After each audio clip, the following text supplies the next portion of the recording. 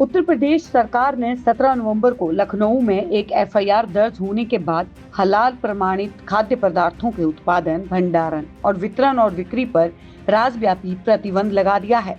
FIR में हलाल India private limited समेत कई संगठनों पर आरोप लगाया गया है।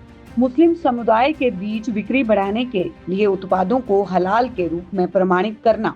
शिकायत में आरोप लगाया गया है कि इन संगठनों ने वित्तीय लाभ के लिए हलाल प्रमाण पत्र प्रदान करके ग्राहकों को धोखा दिया है।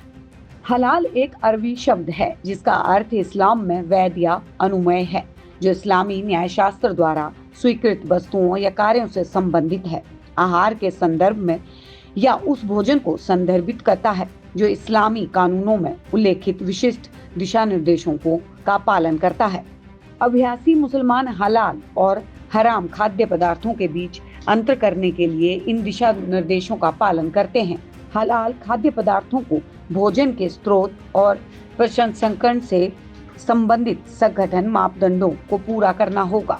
भूमि जानवरों के लिए विशिष्ट स्थितियों में गैर शिकारी व्यवहार, 2 भागों में बंटे खुर और बद की एक विशिष्ट विधि शामिल है, जिसे जबीहा विधि के रूप में जाना जाता है। शिकारी पक्षियों को हराम माना जाता है, जबकि जलीय जीवों को हलाल के रूप में वर्गीकृत होने के लिए कुछ मापदंडों को पूरा करना होगा। हलाल प्रमाणीकरण यह सुनिश्चित करता है कि कोई उत्पाद या सेवा मुसलमानों के उपभोग के लिए उपयुक्त है। यह व्यापारिक उद्देश्यों के लिए आवश्यक है, विशेषकर खाद्य उद्योग में खाद्य उत्पादों के अलावा फार्मास्यूटिकल्स, सौंदर्य प्रसाधन और उपभोक्ता वस्तुओं सहित विभिन्न क्षेत्र मुस्लिम उपभोक्ताओं के बीच अधिक स्वीकार्यता के लिए हलाल प्रमाणीकरण की मांग कर सकते हैं। झटका मांस वह होता है जिसमें एक झटके में जानवर को काट दिया जाता है। हलाल मांस वह होता है जिसमें जानवर को तेज धारदार हथियारी से धीरे धीरे काटा जाता है। मुस्लिम आबादी वाले देशों में अगर किसी कंपनी को खाने पीने का सामान बेचना होता है तो वह हलाल सर्टिफिकेशन लेती है। दुनिया भर में कई इस्लामिक देशों में सरकार द्वारा हलाल सर्टिफिकेशन किया जाता है। भारत में कुछ ऐसी कंपनियां हैं जो हलाल सर्टिफिकेशन देती हैं।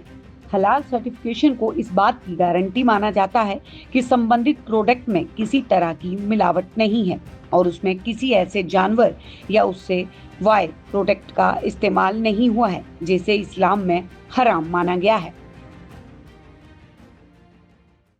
आप देख रहे हैं सौगंध टीवी, सौगंध वतन की।